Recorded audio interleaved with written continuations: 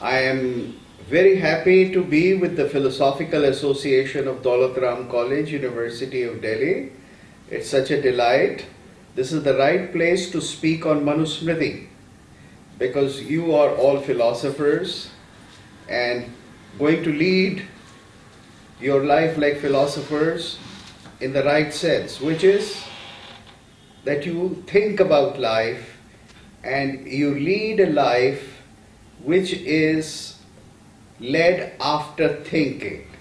Because as Socrates said, that a life which is not unexamined, a life which is unexamined, which is not thought about, is not worth leading. So, with that description of yours as my good audience, I begin now my talk on Manusmriti. Now, you see this text, Manusmriti, which is one of the major texts of our tradition and is also considered to be the foremost of all smritis. You know, there are many smritis. So this Manusmriti in the modern times has been at the receiving end by the modern liberal thought. The liberal thought, not just the Marxist thought, but the so-called liberal enlightened thought in India, which largely follows the paradigm of so-called liberal thought or enlightened thought in the West. And we think of Manusmriti in very, very limited terms. As a matter of fact, I have yet to meet people, well-informed people, who have a proper idea of what Manusmriti is all about. You know, the total contents of Manusmriti, all its chapters and philosophic ideas and how it was a vision of the ancient way of life in India. Most people just think of Manusmriti as a text which introduced a highly oppressive, Brahminical caste system. And they think this was a hierarchical system which was very oppressive, which could not ever lead to human happiness. And it has made India, and especially its upper caste, the Brahminical and the Kshatriya caste, as persecutors of the lower castes. So, am I right? Isn't this the general picture we get about Manusmriti? That Manusmriti is just about this. It is an instrument of this exploitation. Now, you see, this is a very unfortunate image which has been created, but if you study further, you will find that this image was created right from early 20th century, and the intention behind creating this image was to show the philosophies and the religious and the ritual practices of India in a rather bad light. The people who wanted to do it were primarily the Christian evangelists. So it was largely a proselytizing agenda, and it was a Christian agenda which portrayed the Varna Ashram Vyavastha, or the sociological distribution of different working classes in India, in ancient India, in this particular maligned manner. So this was the real reason, and slowly their voice prevailed because they took hold of institutions, universities in modern times. They established all these universities in the British time, like your University of Delhi in 1920 and various other universities. And it was the British who set the syllabus for all these universities. And as part of the syllabus, there was just these references to Hindu thought or Hindu philosophical system and at the core of it was this maligning of the so-called caste system, for which our original aim is something else, which is Varna Ashram Vyavastha. You see, it is Varna Ashram Dharma. Actually, not even Vyavastha. According to all our smritis, according to all our classical texts, the original terms which is used in every smriti or law book is Varna Ashram Dharma. So, this is very different from caste system. Now, I have said all this as a khandan or a denunciation of the prevailing attitude to Manusmriti. But I am not going to talk about the details of this denunciation or the reasons for this denunciation, because I want to give you a picture of what actually Manusmriti was about, why this great work has been elevated, and why it has been a beacon of a light, not just to some people in India, but to all people in India, and it was the bedrock of ethics, or what you call in Greek ethiki, from which you have a branch in your philosophical training, a department in your philosophy department called ethics. You know, you can't have a department of philosophy without a department or subsection on ethics. Ethics is essential, an important part of any philosophic system. So, just as you study the Greek ethics and you study Aristotle's Nicomachean ethics, or if you study Confucius, then you study his ethics. Similarly, if you study any Indian system, then you study the Smritis, which is the Indian ethics, out of which the foremost is Manusmriti. Now, what is the Varna Ashram Dharma? How it is defined in the classical text, and what is this system of ethics? Before I start telling you more about this, let me mention one very important thing. This system of ethics, or the details of dharma, or achar, or the practices as it was given in ancient moral codes, was applicable to all the people residing in India, whether they were Vaishnavas or Shaivas, or Astikas or Nastikas, or Bauddhas or Jainas, Tantrics, no matter whatever system of ontology, or whatever system of metaphysics, or whatever system of epistemology they followed, and whatever was their sampradaya, or so-called religion, because now we tend to call this a religion, like Buddhism is a religion and Vaishnavism is a religion. So no matter whatever religion was followed by whomsoever in India, everybody followed this Varna Ashram Dharma. So there was no separate ethical law for Buddhists, or Jains, or the non-Vedic people, or the Tantrics. This is very important for you to remember. And if you don't believe me, then please ask anybody who has specialized in your Buddhist studies or Jain studies in your department to give him an equivalent of Jain Manusmriti, alright, or a Bauddha Manusmriti, and I'm sure you will not be able to find an answer, because that was not the conditions prevailing.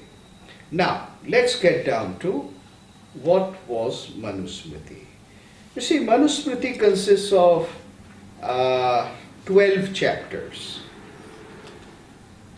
Not 1 or 2 or 3, but 12 chapters. And the Varnashram Dharma is one small part of these 12 chapters. So what are those 12 chapters? Now I'm going to talk, first of all I'm going to give you the names and the broad content. And then I'll go into some details.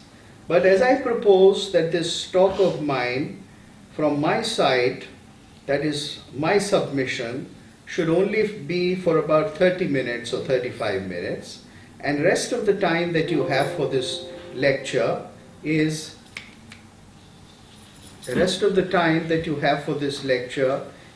then taken up by question answer, because question answer is going to make the whole thing very substantive and something which you will really appreciate. So the first chapter in Manusmriti is called Jagat Utpatti, or the creation of the universe. So they talk about what does the universe consist of. So Manu says that it is one big anda or egg. It is one oblong thing which has the three worlds: the upper world, the middle world, and the lower world. And this world consists of Veda. Now Veda just does not mean the Vedic Samhita, it means knowledge, Jnana. It has Kala or time. It has Dharma, Adharma, the sense of what is right and what is wrong. That is, this whole creation is based upon a notion that certain things are acceptable and certain things are not acceptable. So that. Then they say there are parts of creation in which people earn their living or do their activities and are under a social order. And that social order is karmanusara. That is, their status in society is according to their vocation, karma. Do they follow a higher karma? Are they doing something sophisticated, or they are doing something very ordinary and crude? Then there are 5 elements like earth, air, water, fire, light. And then there are vegetables, Vanaprastha. And because of time, everything is in a cycle. And one cycle is called a yuga. And one cycle is followed by another cycle, and so forth. So, Jagatotpatti, the first chapter, talks about this universe in certain very clear terms. And this is also the fundamental part of Manusmriti. As a matter of fact, all Indian texts, major Shastras, they talk about Utpatti or creation. How did creation take place? Or how did the creation of that particular art, like dance or music, take place? Because they want to place their activity within the frame of the total universe. So it's not a splintered vision, but a complete vision of creation, of which you are part. You are part as a nation, you are part as a person, you are part as a family, you are part as a city. So this is your place in the big cycle. Then the second chapter of Manusmriti is called Dharma Lakshana. That is, what are the characteristics of Dharma? And they say that Dharma is divided into 2. There is the eternal Dharma, which is called Shruti, that which is heard, that which is Veda. Okay, that is the eternal. That is something which is not clearly defined as rules or regulation. Because the Vedic Samhita does not say do this or don't do this. Okay? It's a description of gods. It is a description of creation. It's a description of what is the eternal law. So that is Veda. And then Smriti. Smriti is considered to be the given law for certain section of people. How we should behave, how we should not behave, how we should treat other human beings, and so forth. Then part of dharma or part of creation is samskara. Now samskara is loosely translated as a ritual. But it's very important. Try to understand what is ritual. Ritual is not just a blind set of performances or karma kand or activity that the priest wants you to do. No, it is an action done in the presence of others, and others are your family people, your gods, the whole creation, in which you make certain commitments. So if you do the Vivaha Sanskar, then you make a commitment, taking all these people into the witness for a certain purpose. If a child is born, then you give the name, to that child which the child would carry for rest of the life, and so forth. Those are all samskaras. Then another part of dharma is Ved or knowledge. That's the first most essential part. That it is knowledge which defines everything else. Knowledge is truth. That which is not knowledge is not truth. Then Smriti. Smriti is certain rules by which human beings live. Now Smritis or rules keep changing. The Indian system of philosophies or the Indian darshanas do not think of any set of rules as eternal. There is nothing like the 10 commandments here which the Moses brought down from the mountain, nor is there eternal commandments like the injunctions given in the different surahs of Quran. It is not that. Smriti is law which is eternally changing, which is constantly altering itself with time. So this was the second chapter, Dharma Lakshana. And then of course part of this Dharma Lakshana is the most important thing, Sadachar.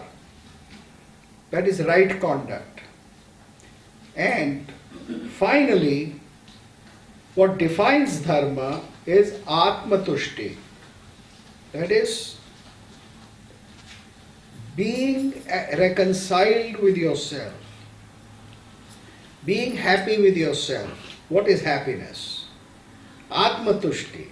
So they say that 4 things are most essential for dharma: Veda, Smriti, Sadachar and Atmatushti. So if you have these 4 things, then you are really following dharma. This is the Indian definition of dharma according to Manusmriti. And all this is passed on to others by teaching and learning. Right? Upadesh, Adhyapan, etc. Now the third chapter of Manusmriti is about Grihastha Jivan. That is, when you marry, when you take a husband or a wife and you lead your life which is a productive life. So it gives the rules of marriage prevalent at that time. I have no time to go into detail, and in any case you know and discuss all about that.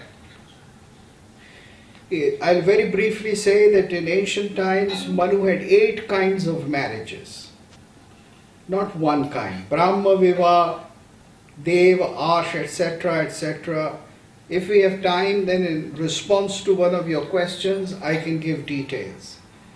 But the important thing is that union of a man and woman is defined according to marriage. Now, of course, in ancient India, there were different kinds of marriages, or there were different kinds of sexual unions or sexual companionships within marriage and without marriage. But that is not part of Manusmriti, that is part of other Shastras. But I may say here that in ancient India, sexual relations were not just limited to marriage. They were limited to relationship between a man and a courtesan, or a man and a woman who was her lover, or a man and some other woman who was an independent woman also, and who could be an intellectual or even a sexual companion. But Manusmriti doesn't go into that, because Manusmriti considers all this as peripheral, because this was not the general rule, this was not for everybody, it was for certain exceptions in the social system, and these exceptions in ancient India were accommodated. So much for sexual relations and man-woman. Then they say that in the life of the householder, the grahastha jivan, there are 5 duties, pancha mahayajna, which have always to be performed by everybody. And they say that first duty or first yajna is worship of the gods. And in those times, worship of the gods was done through homa, that is Vedic yajna. So that was the Brahma yajna. Then they said there was Pitri yajna, which was worshipping your ancestors, which was looking after your parents, which was raising progeny, raising children, making them educated, giving them a responsibility. And then there was the Bhuta Yajna. That is, you provided to animals and birds and various other creatures. So there is the Brahma Seva, there is the Pitri Seva, then there is some kind of a homa or a ritual, then Bhuta Yajna, and finally the 5th one was the looking after fellow human beings, the Atithi, the outsider, somebody who was not your relative. So as you can see that in ancient times, the 5 duties were very clearly defined. Brahma Yajna is pursuit of knowledge. That's the first yajna. So you learn something. You learn all kinds of things for making a living as well as for spiritual, moral, artistic upliftment. Then other than that, what you do is you look after the parents, mother, parents, etc. Then you worship, homa. Maybe you worship in a temple, maybe you worship in a yajna or in some other way. And then you look after the environment.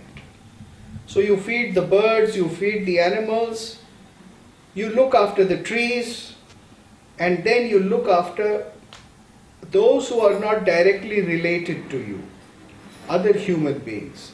So you can see that the Pancha Yajna has a very large area of duties in which human beings are supposed to give.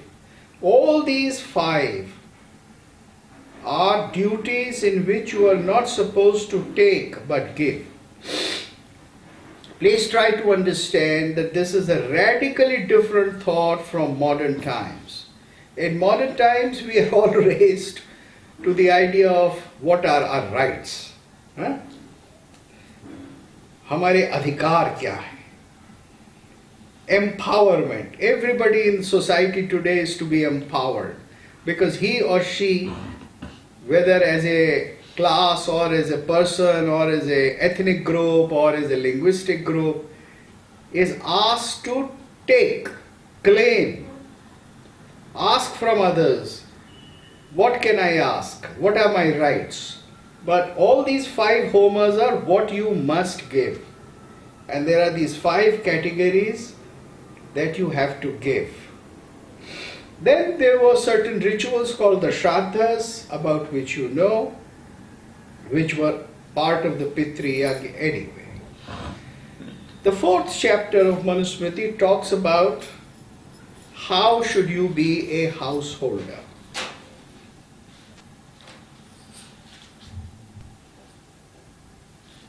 The householder, the grihasthashram. Now you see, here let me just take half a minute to tell you something. We all the time talk about caste, varna, right? But ancient system was varna ashram.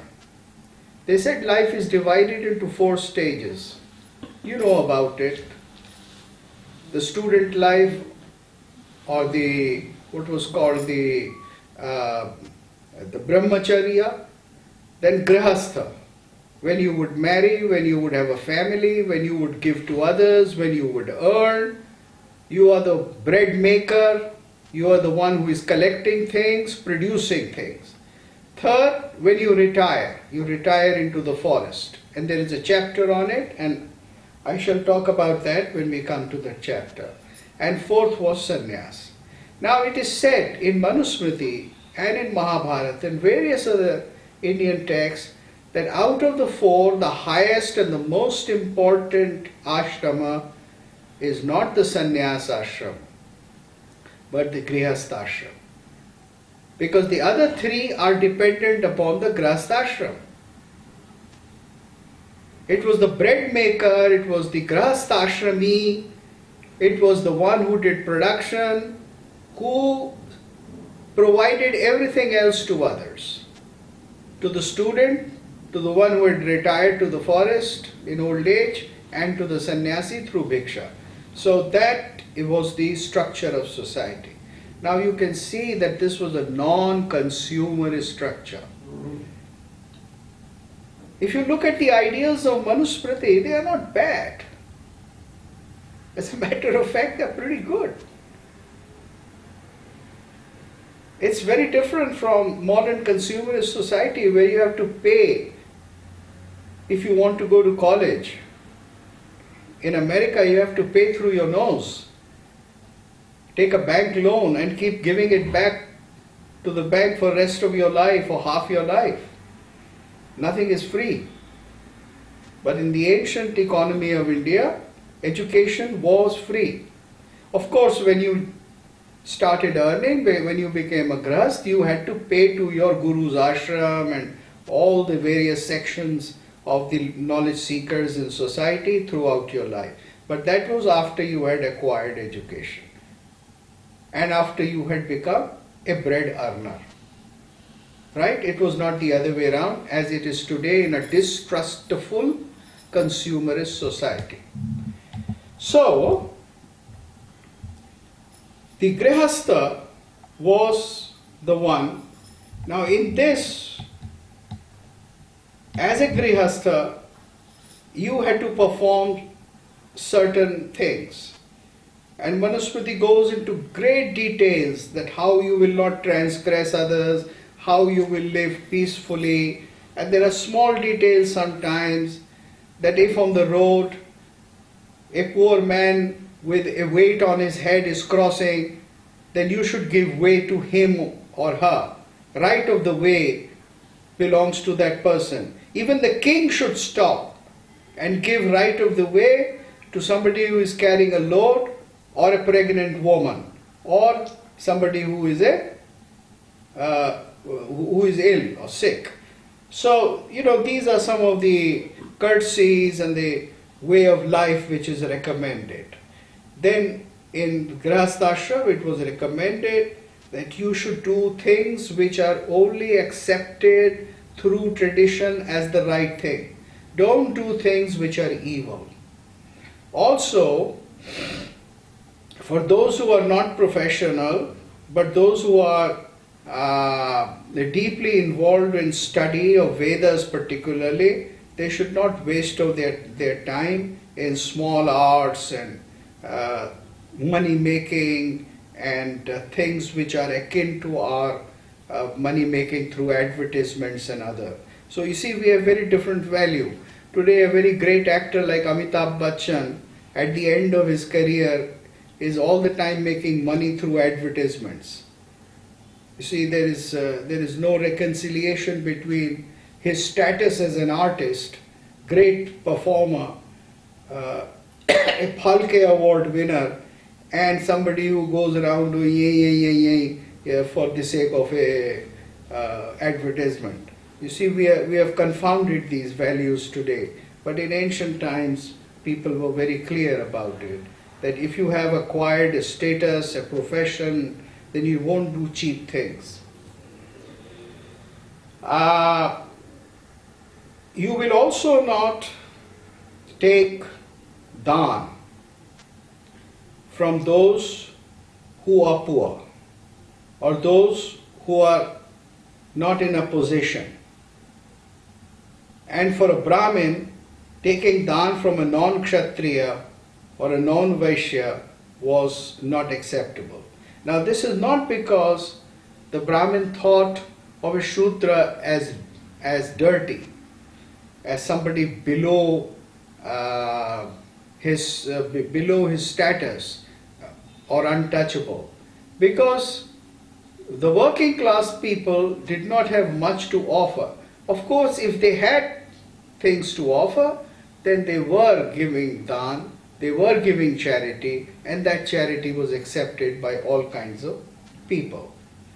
But as a rule, it was said that accept charities, accept gifts from only those who are well-to-do. Don't expect a poor man to give you. And then, of course, there are various other rules like don't play the dice and don't drink too much, etc., etc. Now, the 5th chapter of Manusmriti is called the chapter on purity or shaucha. Now, here I want to say something. There is a lot of misunderstanding about this notion of purity or shaucha about ancient cultures, not just Indian culture, but about ancient cultures like Greek culture or Egyptian culture also. You see, the ancient cultures believed that there were certain things which could be cultivated, and those things by definition were called pure. And there were certain other things which should not be cultivated. You should not be in touch with them, you should not spend your time with them, and they were called ashaucha or impure.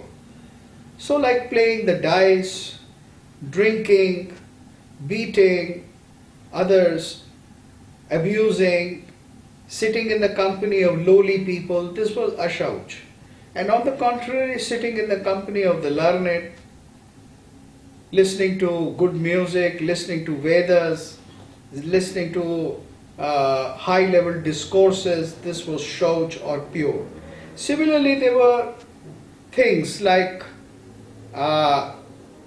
eat these kinds of food because they are healthy. Don't eat foods which are unhealthy. Don't eat for the sake of the palate. Just don't eat any kind of meat. There are certain meats which are prescribed. On the whole, meat is considered not so good for your health, so don't eat it.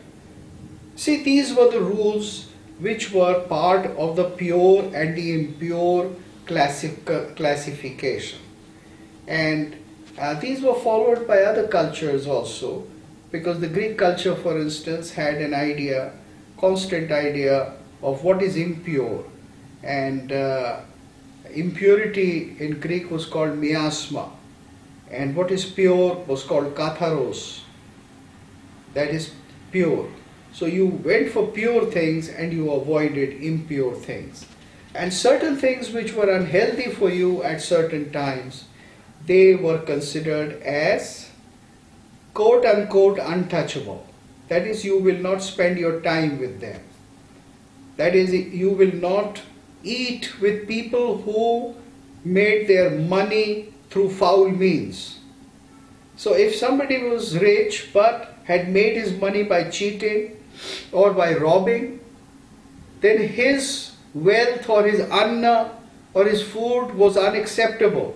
And therefore it was said that a judicious person, that a Brahmin, that a person of high social reputation would not go and eat with them. That is, would not spend time with them, that would not become their personal friend. So this was a time in which people were very clear about purity of conduct and purity of spiritual merit. Now these are values which are not exactly our values anymore, and therefore we can't appreciate the values, many of the values which were followed in the times of Manu. So today you will take donation from anybody.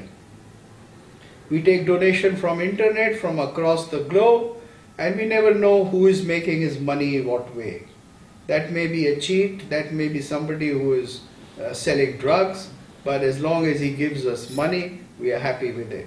So we have very different values and conducts in today. That was the 5th chapter on Shaucha, then the 6th chapter was called Vanaprastha.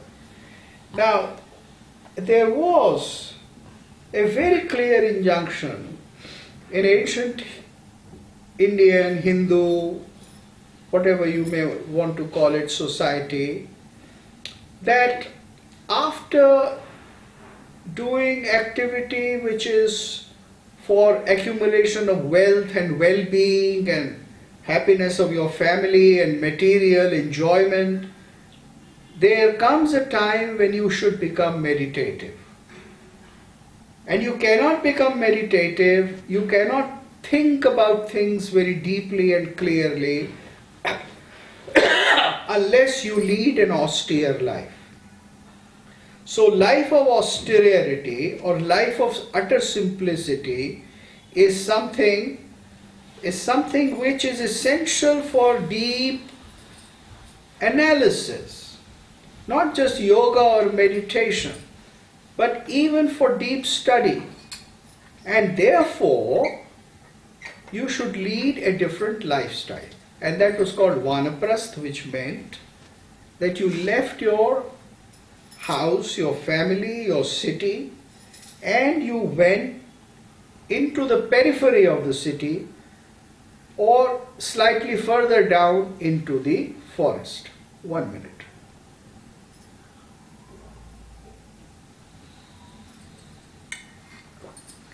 So, this meant many things. This meant that you are giving up your control in the social system in which you have been in control for a long time at whatever status. Maybe at a high status, as a minister of a king or the king himself, or maybe as head of the family, or maybe as head of the mohalla or head of the small section of the city or the city. In other words, you gave up. So unless you give up power, unless you give up manipulation, unless you give up administering others and become withdrawn, there is no room for deep thinking. This was a presumption. Now, we don't make that presumption anymore. Now our ideal is somebody who has been a prime minister, maybe for 2 terms, but still wants to live in Lutyens, Delhi, because he wants to advise, because he wants to be in direct or indirect control. So, I'm not referring to any particular person, I'm talking about the general trend which everybody believes in today in modern India. So it's in stark contrast with the ideals of Manusmriti. Make up your mind which is a better idea, either the ancient Manusmriti ideal or the modern consumerist ideal. The 7th chapter of Manusmriti talks about Rajdharma. What are the duties of a king? He should see that courts are working, that there is security, that people are happy. And the Rajdharma is a long chapter which talks about all kinds of activities that a king must essentially perform. He should look after everybody. And the image of the king in Manusmriti is not the image of representative of some god. There is no idea of divine kinship, or there is no idea of king as a representative of gods. On the contrary, the king in Indian system is Prajapati, or the one who caters to all his people, and the people are called his progeny or Praja. The technical term for that is Praja. So this is one important thing which you must understand. Of course, the king is exceptional, and because he is exceptional or she is exceptional, therefore she has a divine touch. But then she is not higher than other human beings. She is not of another level of existence. This is important. The 8th chapter of Manusmriti is about law. What are the rules of conduct? What are the rules of penal code? Whom can you sue? How the court should function? What are the rules for evidence? Who can give evidence? And you will be surprised that there are many restrictions on people who can give evidence. Those who are corrupt, or those who have been punished by law, or those who have a lot of money to pay to others, they cannot, under any circumstances, be persons who can give evidence. So then there are laws, very strict laws about punishing people who give false evidence. In modern times that's simply forgotten, even though it may be in the rule book, but it's not in practice anymore. I have not heard of anybody being punished by a trial or a high court or a supreme court for giving wrong evidence in modern India. So that was the 8th chapter. The 9th chapter is about relationship between men and women. How should men behave towards women and women should behave towards men. So they go into detail, husband, wife, father, son, etc., etc., all these relationships. And this is also the chapter which talks about rules of inheritance. Who will inherit what property, in what proportion, etc. The 10th chapter is about what is called Varna Shankar, that is when people marry out of Varna. Now this is a very special problem with ancient times, because all said and done, they said that you should marry within your Varna, not outside your Varna. The 11th chapter is about good conduct. That is, what is good conduct? And the principle or the criterion of good conduct is that which encourages dharmic activity, dharma, promotes dharma, is good karma, and that which promotes violence and all other kinds of ills is bad karma. And finally, they make, in the last chapter, the 12th chapter, they talk about what is good, shobha, or shreyas, or what is beneficial to man and what is unbeneficial. So there they come at the philosophic level and they say that the biggest and the most highest benefit is Atma Tushti, or pleasing the Atma, or understanding the Atma. So this is what Manusmriti is about. Now you can see that this is certainly much more than caste system. So I would want you now to ask questions through the process which has been prescribed, and I'll be very happy, and we can take half an hour, maybe more than half an hour, whatever time you like, as long as you like, and we can go into a discussion. So thank you for a patient listening. Please put up your questions now.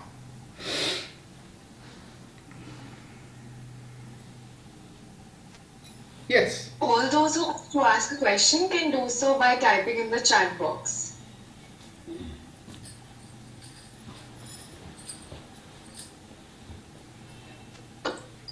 So may I ask a question before anyone else does? Yes, of course. Yeah, sure.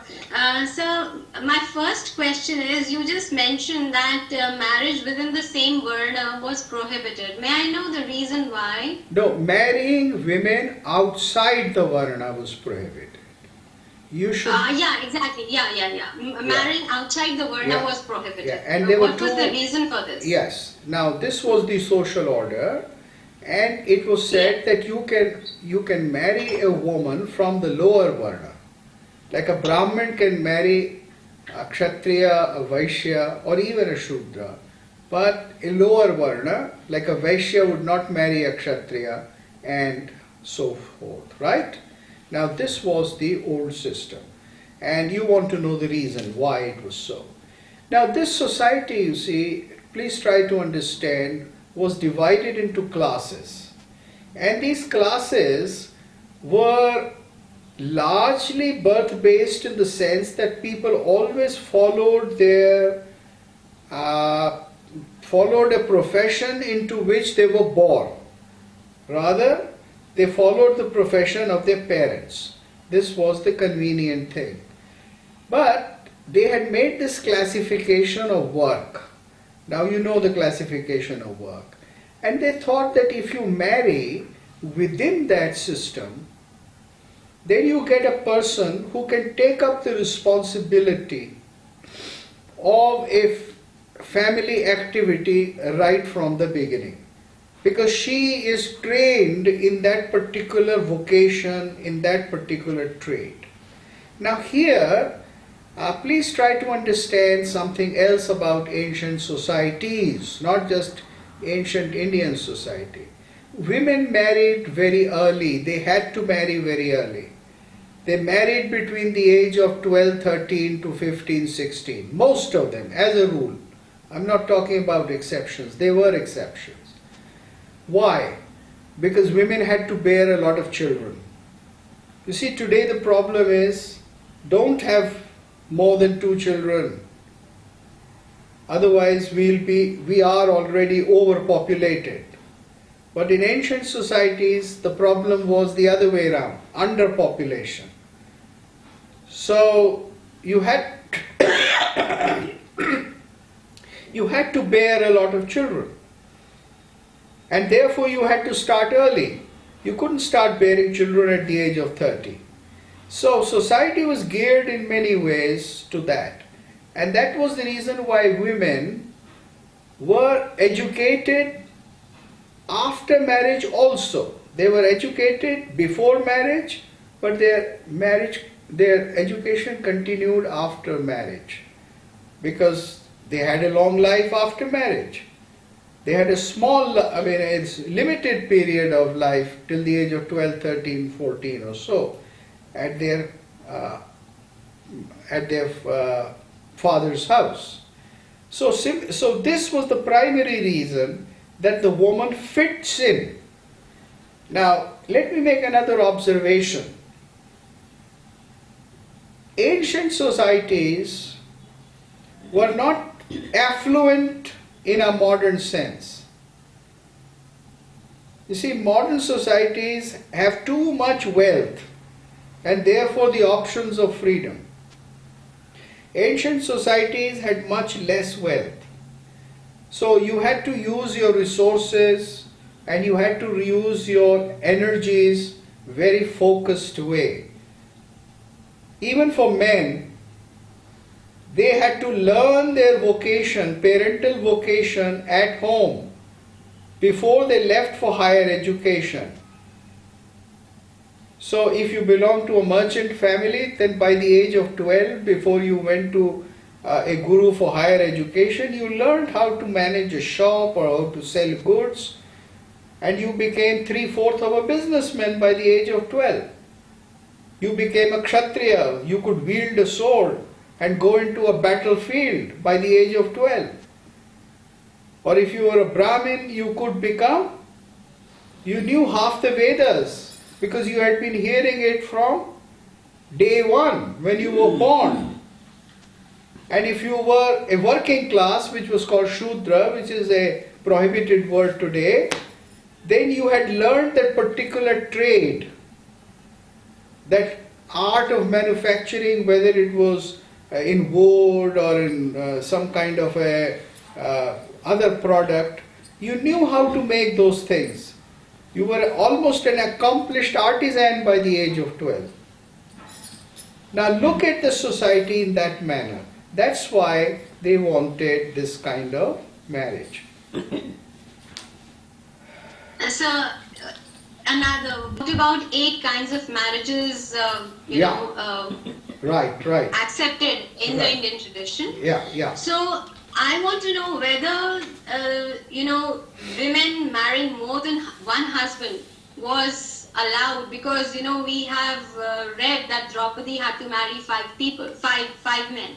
So, Yeah. was it allowed in the tradition of Manu? Now let me give you a very clear answer on that. You see, in ancient India, there were rules and regulations which were dependent or defined or discussed and recommended in Manu and other Shastras. That was called Shastrachar.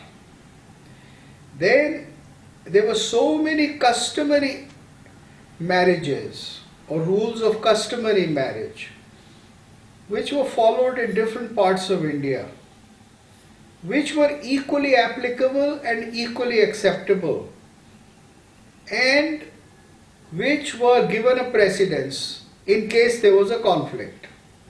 So in South India you could marry your mother's brother. Till very recently, I don't know if they still do in Tamil Nadu, but that was acceptable. Draupadi, yes, 5, 6. This is something which is still done in some parts of villages of Himachal Pradesh. Then there were other, like marrying your elder brother's wife or your younger brother's wife. There were different customs like that in certain parts of India. The marriage of Tara by Sugriva. So these kinds of things were what was called lokachar, or customs prevalent in lok. And Indian law system was very, very tolerant and diverse. And then there were 8 kinds of marriages. The first was Brahma Viva, which is the only kind of marriage which the British allowed, because they eliminated all other kinds of marriage from Manu, which is the one which you know. Then there was a Deva Viva. That is, if somebody performed a yajna, he could give his daughter in marriage to the priest. Then there was an Arsha Viva. You could accept a pair of cows from your disciple, whom you had been teaching for years and years, and you could give your daughter to him in marriage. Right? That was called Arsha Viva. Then there was Prajapatya. That is, if you thought that there was a boy who deserved to be married to your girl, then you could simply say, take my daughter, marry her, let's have a ritual now and live well and follow the right conduct. Then you could pay the girl's father a certain amount and ask her hand in marriage. That was called Asur Viva. Then there was Gandharva, in which a man and a woman, a boy and a girl said, we love each other, we accept each other as husband and wife, we don't need anybody as a sakshi or anybody as a witness, and we accept each other as husband and wife here and now, and there you go, and you became husband and wife. That was called Gandharva Viva. And nobody asked you a question. If the woman said, he is my husband, he promised it, then she was believed. Not even the Supreme Court of India would accept that kind of marriage today. Then there was Paishacha Vivah, which was considered very dirty and very bad. That is, if you drugged a woman and if you married her, then that was it.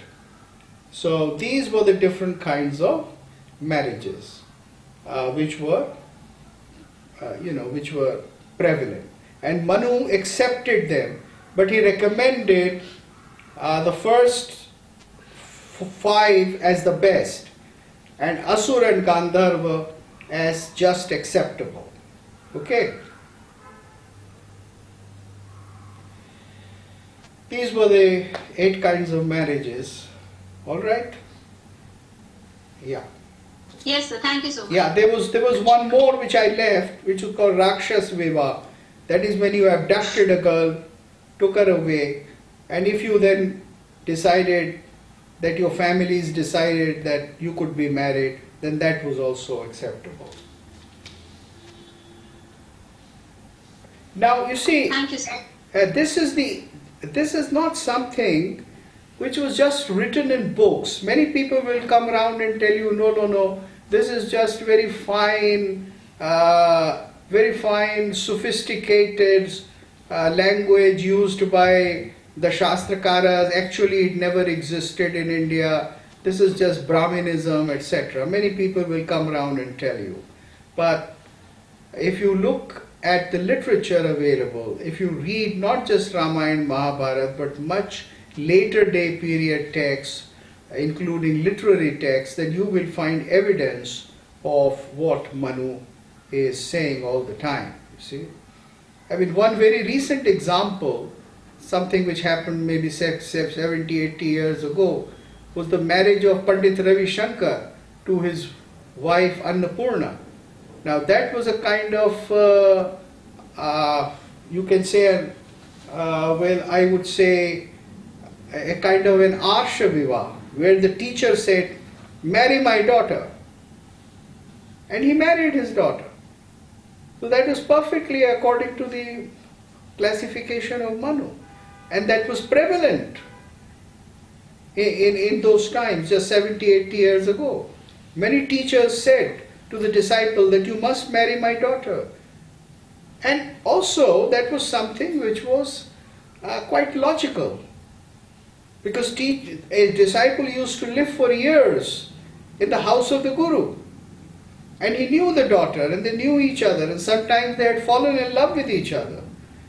So this was not something which may sound tyrannical to us. If you look at the whole conditions which were prevalent at that time, this was a natural outcome.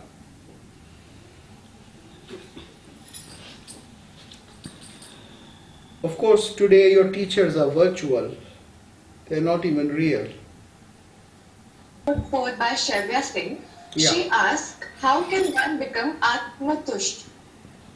Please repeat, how can one become Atmatusht?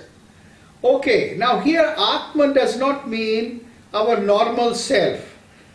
And Atmatushta does not mean that if I feel like eating a pizza, then I eat the pizza. If I feel like taking a trip to United States, then I take that and be happy. Here it means that Atma is your true self.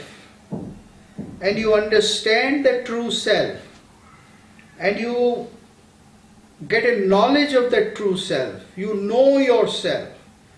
You understand what is your true self and what does your true self want, or what is the Atma Gyan. So Atma Gyan is Atma Tushti. Know thyself, that is the Atma Tushti, that is the answer. And that is considered to be the ideal by Manusmriti. Thank you, sir. You're right. Yes, next question, please. So Devanshi Vats has asked a question. She asks, so you mentioned that the idea of Manusmriti was maligned by Christian interference, but in chapter 1, where he Smriti talks about the idea of creation, there is a verse which talks about that Brahmins came from the mouth of Brahma and Shudra came from the feet. Okay, Isn't it this freak I get it. of casteism? Now, all right. Now, this is, you see, this is a very, very typical translation of a paradigm. The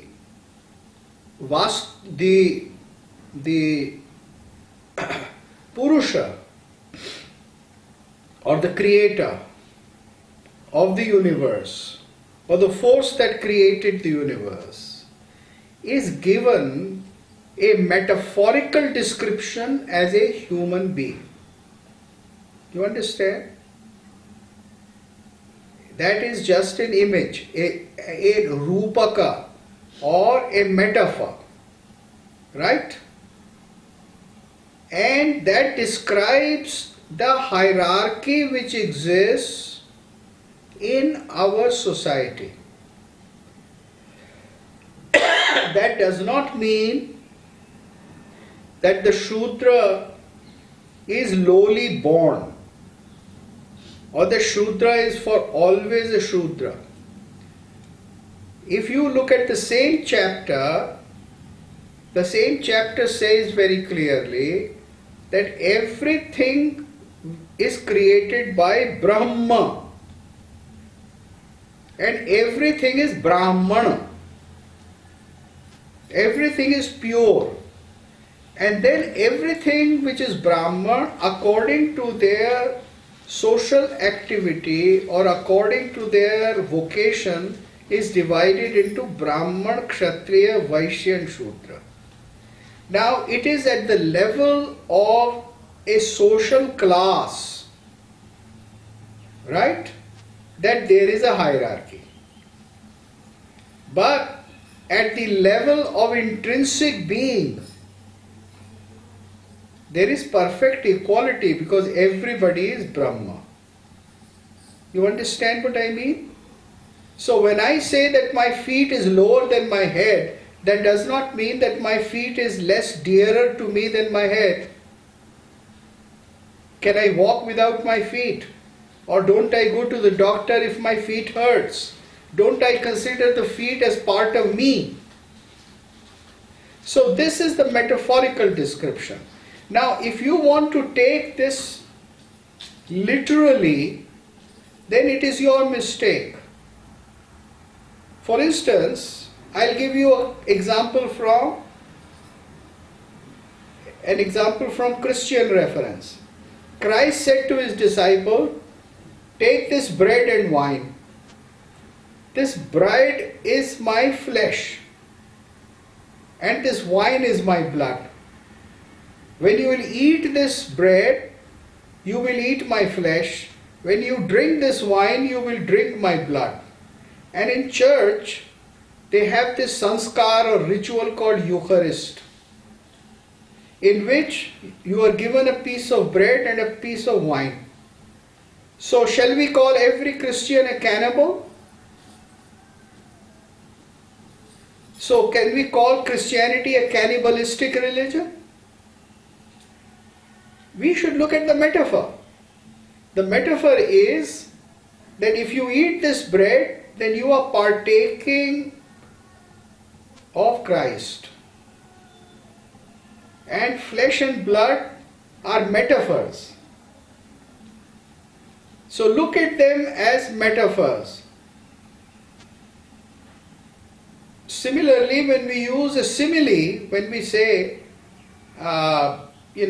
when we say to our beloved that your face is like the moon, what do we mean? That it shines like the moon, not that it has craters like the moon.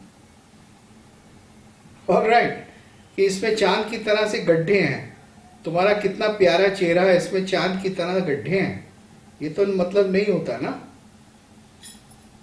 तो आप जो reference है उसको देखिए. So here it is referring to the 4 kinds of activities. Now in any society, social activities have a hierarchy. There is no human society which does not have a hierarchy. The President of America is the number one, and his wife is number one lady. Why? It's because it's a social hierarchy. However, they are equal as citizens of America. Similarly, in the Indian system, all human beings are equal. But they have different social duties to perform, and in those duties and those vocations there is a hierarchy. It is not that they are intrinsically lower, higher. On the contrary, in the Western tradition, there are beings which are lower and higher. Right? So angels are higher, devils are very low. Now that is also a hierarchy. That's a hierarchy acceptable in almost every religion or every cosmology of the world. It's nothing very peculiar to India. The Devatas are higher than the Rakshasas here also. However, the Creator is one, and one transforms according to one's karma into another. One becomes higher or one becomes lower according to the vocation and according to the action. So the very chapter which talks about this in Manu, which talks about the four origins from head, shoulder, stomach and feet, also talks about karma. Right? Try to understand that. It's not saying that there are certain human beings which are condemned to be low forever. It's not saying that at all. Because social hierarchy exists in every system. It exists in Islam. Among the Muslims you have Ashraf Muslims.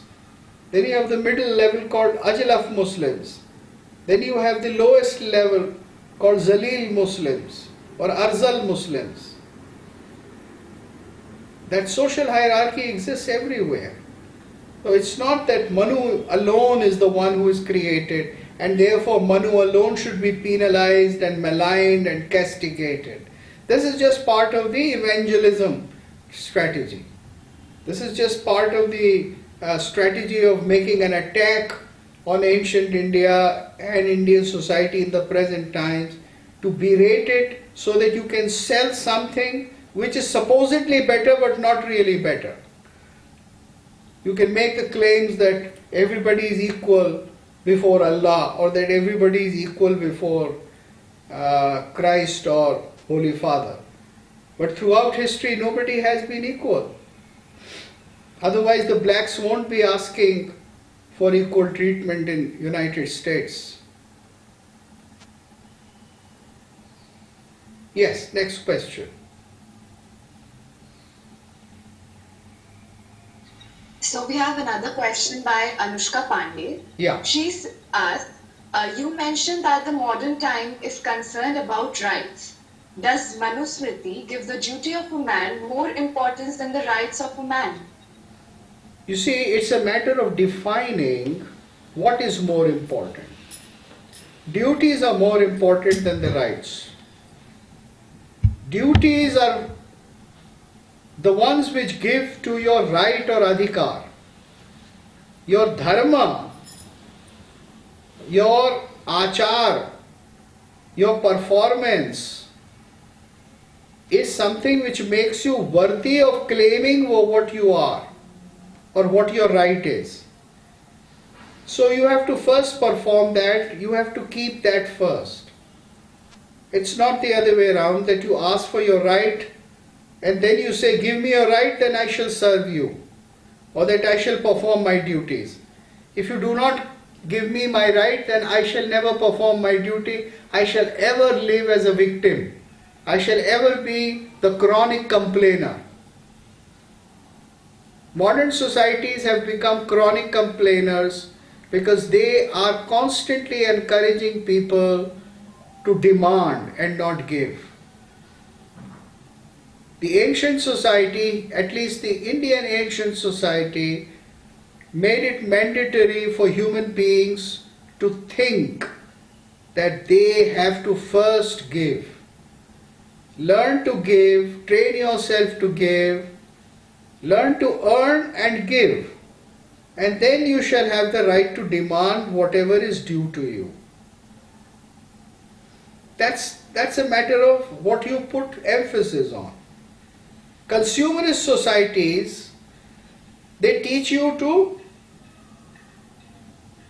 buy, to take, to demand. Give me this. Because unless you say, give me this 25 times a day, you will not have a consumerist society.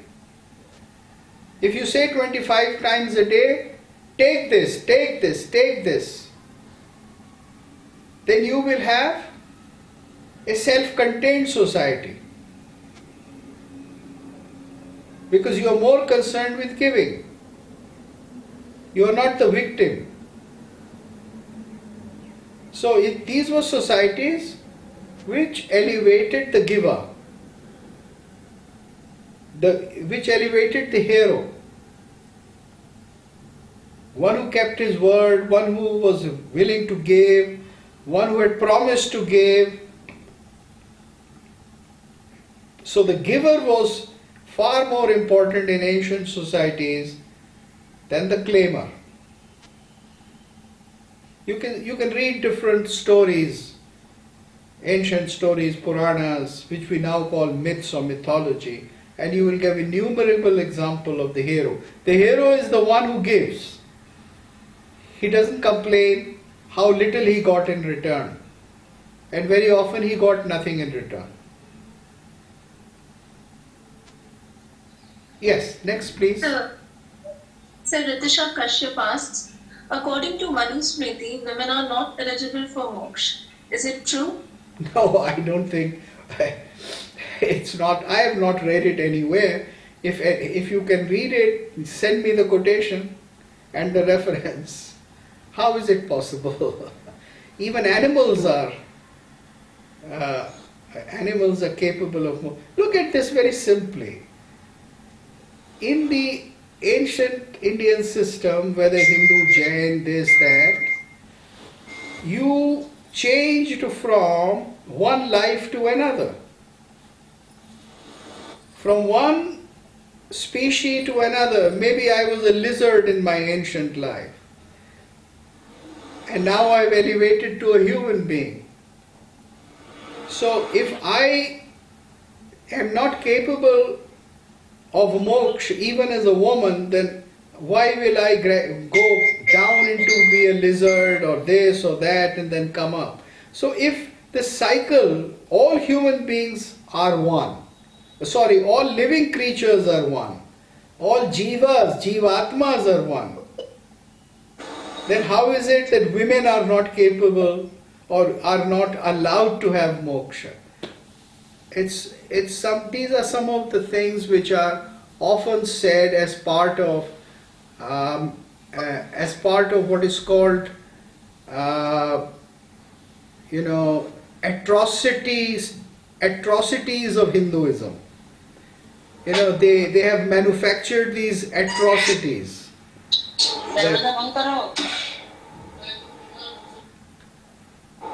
Dr. Go? Yes, ma'am. Namaste, I'm Sujata. Yes, ma'am. Yeah. Actually, I wanted to ask you just one small thing. Yes. Is there any spiritualism chapter out of these 12 chapters? Is there any section or subsection for spiritualism in Manusmriti? First thing. For who? Second thing. Is there a special section for? For spiritualism. Oh, for spiritualism. Okay. Okay. First. And everybody, most of the people say in Manusmriti, women are denied for liberation. Okay. No. What is the concept of moksha in Manusmriti? Is same as Shankaracharya says? There's something different from moksha, notion of moksha? Yeah. You see, Here, I would ask you to just pay attention to the classification of different shastras or genres of works as they come down to us in tradition. You see, every Shastra is not about everything. Manusmriti is about social conduct. Manusmriti is about, largely, it is a smriti. Smriti means those rules and regulations or those patterns of behavior which lead to a proper Varna Ashram Dharma or a social structure. So Manusmriti's primary concern is not about defining the nature of moksha.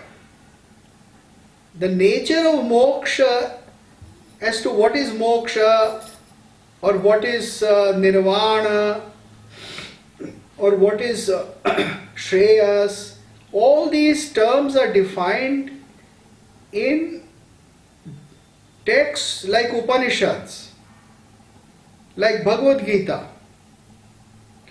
or texts specifically devoted to the nature of what is liberation, like Viveka Chudamani by Shankaracharya, or his analysis of Brahma Sutra.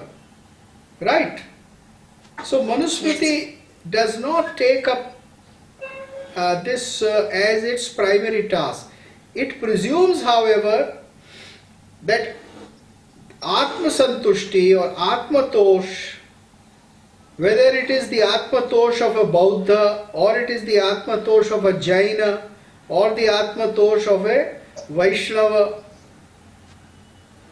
but Atma Tosh is part of Dharma, he says, along with Sadachar, that is along with Veda.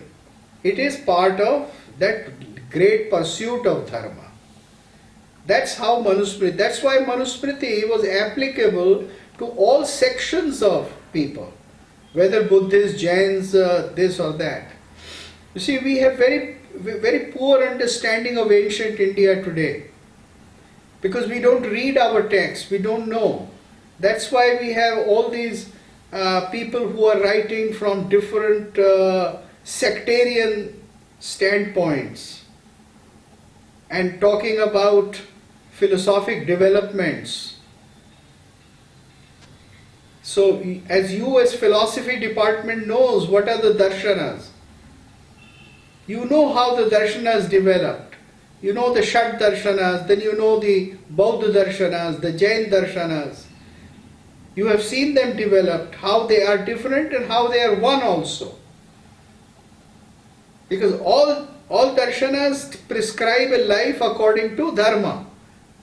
Whether it is dhamma or dharma, but they all are located on an acharana or an achar which has to be dharmic. So dharma is common to all. And definitions of dharma are also common. Bauddha dharma is different in sadhana to achieve nirvana. But Bauddha dharma, in order to have a grihastha, in order to do dan, in order to send your child to Gurukul, in order to give wealth to others, in order to distribute, in order to go to the vana or the forest after one has led a good life, all these ideas are common. And you can read hundreds and hundreds of Indian texts to substantiate my point. It is true, yeah. Yes, please. Next question. Sir, Yeah, please. Just a small question, sir. Yeah. You have already spoken about the liberal interpretations of the classical texts and how the rights discourses on another tangent altogether, vis-a-vis the ancient priorities. When I teach feminism paper, many Indian feminists have claimed that the undue emphasis was given to Manusmriti because the Britishers, when they came to India, in order to rule India, they were looking for a text which talks about the prescribed Okay. civil. Now this is, yes, this is not true. Comment on that, sir. Yeah, this is not true at all, because when you read any commentary by ancient commentators on different smritis, you know, there are many smritis, Yagyavalka, Manu, Gautam, this and that, and then there are dozens of commentaries on each of these smritis. Then all these commentators, as scholars of Smriti literature, indisputably keep Manu at the highest place. So, what is being floated around today in the Anglophonic circles is patently false. I am surprised that 95% of what is written in the English language today by people coming from Indian and foreign universities is patently false, my dear. It is patently false.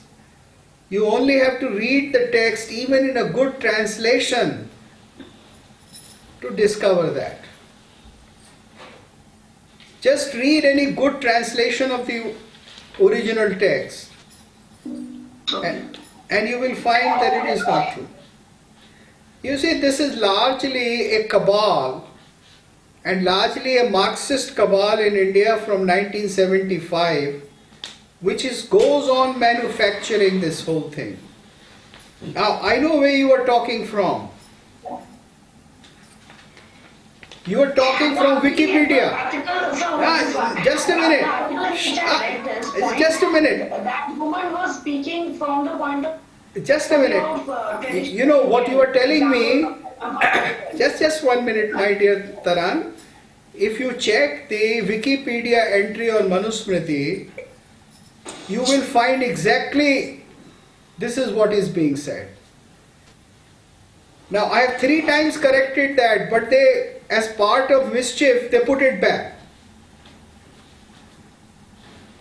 There are hundreds and hundreds of people, dozens and dozens of traditional scholars who go on correcting Wikipedia. But Wikipedia is so mischievous that it puts down the same prejudice again and again. I have corrected the entry on Natya Shastra so many times, saying that it belongs to 5th century BC, not 2nd century AD. But वो reverse कर देते हैं. So this is part of the propaganda war. Now the only way to come out and discover the truth is to read the text yourself. आप अपने आप पढ़िए, अच्छे translation को पढ़िए, और आपको सच्चाई पता लगेगी. Yes, please. Next question. So, Samiksha Srivastava has asked, so why does Manusmriti claim that a 100-year-old Kshatriya must treat a 10-year-old Brahmin boy as his father? What is the real meaning of this verse? Now, you see, they are talking of a certain social hierarchy. Now, there is no denying the fact that in the social hierarchy, Brahman was at the top. That is why a Kshatriya should treat even a 10-year Brahmin more respectfully, isn't it? Isn't that what you are quoting? Now, in ancient times, the rule of conduct was different. If a Brahmin went to see a king, the king first made the pranam and the Brahmin gave the ashirvad. Right? But today, if I go to see the Minister of Education and don't first make pranam to him, if I expect him to make pranam to me, and then if I give him ashirvad, then I'll be thrown out of his office in no minute. So you see, this was a society which had different values. Now, the same text which says that a 10-year-old Brahmin boy should first be given salutations also says that if a Brahmin drinks, he should not be considered a Brahmin. If a Brahmin plays the dice, if a Brahmin commits adultery, then he is to be punished very severely. He should be thrown out of the city. The Brahmin should not wear any jewelry. The Brahmin should not wear any fine clothes. The Brahmin should shave his head. The Brahmin should take a bath 3 times a day. He should do sandhya. अब आप वो सब भूल जाते हैं. You see, we don't count that at all. We don't count the austere way of life which was prescribed for the Brahmins. And let me tell you, even in my childhood, I have seen the average Brahmin, well-to-do Brahmin, leading an austere life. Because that was the idea. And it's not difficult to understand. You are teachers, young teachers. If you want to work hard and really hard and acquire fantastic scholarship, then you will have to lead austere lives yourself. Am I right or wrong? Go to a traditional musician in India today and ask him or her, for how many hours did you practice when you were young? And they'll say 10 hours a day. Now, can you lead a life of comfort and still practice 10 hours a day? Why only in India? Go to a great symphony orchestra player, a violin player or a conductor, and ask him or her the same question, and she would give you the same answer. So for pursuit of knowledge, for pursuit of Vidya, no matter what, you have to lead a very, very hard, austere life. And that's what was prescribed for the Brahmin. And those who practiced it, they merited honor. They merited special treatment. They merited certain privileges, but denial of certain other opportunities and goodies to them. So you see the balance and you will understand the difference of values.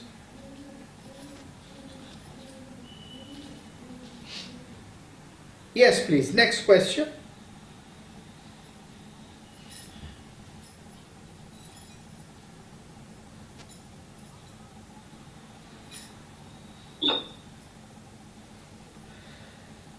So I think there is no question left. Very so good. Can I ask you a question and we can then end the program? Yes, of course. Of course. Okay, sir. So I just want to know, since we've been talking much about women, so what kind of education system was prescribed for women? All right. Now there are lectures of mine on YouTube. On my YouTube channel, which is free for you to subscribe to, there are 204 videos, and most of them are about ancient India. Now in them I have a series on Kama Sutra, a series of 5 lectures, and one of this long video, 2-hour video, talks about the education of women. And it shows that how women were to be educated before marriage by the father and after marriage by the husband. And how Vatsyayan says what are the 64 arts which were to be taught to them. Not all 64 obviously, but any 2, 3, 4. And these 64 arts were not just ornamental like making garlands, They were very serious, like writing plays, like writing poetries, like philosophical analysis, anvikshiki. So out of these 64 arts, there were quite a few which could be now called higher education or sophisticated skill. And women were given that education. You see, let's not forget that India was a highly prosperous society. And you cannot have a prosperous society with illiterate, uneducated, and thoughtless women. So these were women who could do a huge number of things, and they were efficient, and they were performing their various duties with as much excellence as men. So for legal purposes, for the purpose of reference, you can, not legal purposes, for the purpose of reference, you can read Kama Sutras, Nagarak Adhyaya, Nagarak Adhikaran, and you can listen to my lectures where this description is given. So, Thank you, sir. Thank you so much. yeah. Thank you so much, sir. It was a really interesting talk, and we feel very fortunate that we were here to listen to your illuminating views. I am very happy to be with you all. Thank you, sir.